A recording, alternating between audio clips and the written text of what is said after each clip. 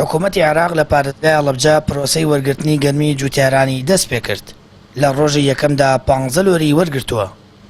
بڕیارە تەنیا گەرمی دەرەجەیەک وەربگیرێت و بۆ ئەم ساڵیش سەرجەم گەرمی جوتیاران وەربگرێت. ئەو ڕۆژی ئیسیلامی ڕۆسی گەنەمی هەڵەبجە لای خۆمانە. ئەم ساڵە لە مۆزوعی ئیسیلامی گەنم لە هەموو جوتیارانی سنووری هەڵەبجەی بووە فریە مەفتوحە چەنی هەیەی جوتیارەکەی تەسلیمەکەی لایمان. خۆمان باسمان کردی لە پێشی تەسویقە لەگەڵ مدیری عامی زیراعی هەڵەبجەی بووە تەوەقعاتی لە 30,000 تەنی هەیەی لە هەڵەبجە. لای خۆمان ئاسانی کردیان لەسەر ئەو مۆزوعە لە بەغدا و لەگەڵ هەرێمە جوتیارەکە ئەتوانی بە ناوی خۆی چەندی تەنی هەیەی خارجی خۆتە و داخلی خۆتە تەسلیمەکەی بۆمان. نەبوونی سایلۆ لە شارەکە کێشەیەکی گەورەیە. بڕیار ئەم ساڵ دەست بە دروستکردنی سایلۆ بکرێت لەسەر ڕووبەری 32 زەوی کە توانای عەمبارکردنی 40,000 تۆن گەنمی هەیە. ساڵی پار وەزارەتی بازرگانی تیمێکیان نارد بۆ ئەوەی هەماهەنگی لەگەڵ پارێزگای هەڵەبجە بۆ دروستکردنی سایت پلانی پرۆژەکە.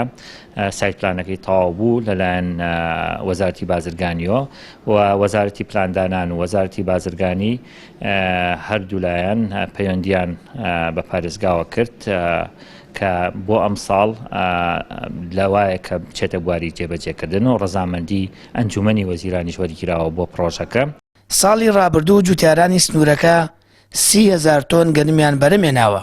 جوتیارانیش دەڵێن ئەم ساڵ گەنم لە چاو ساڵی ڕابردوو کەمترە.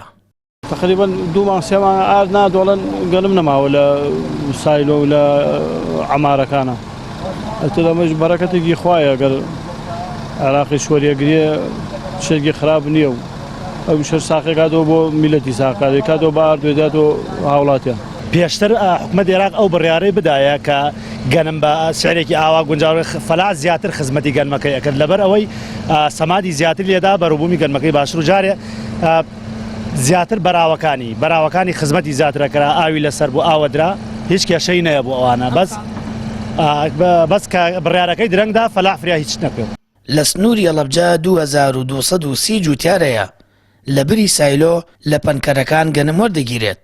سامان فەتاح کەناڵی ئاسمانی پەیام هەڵەبجە.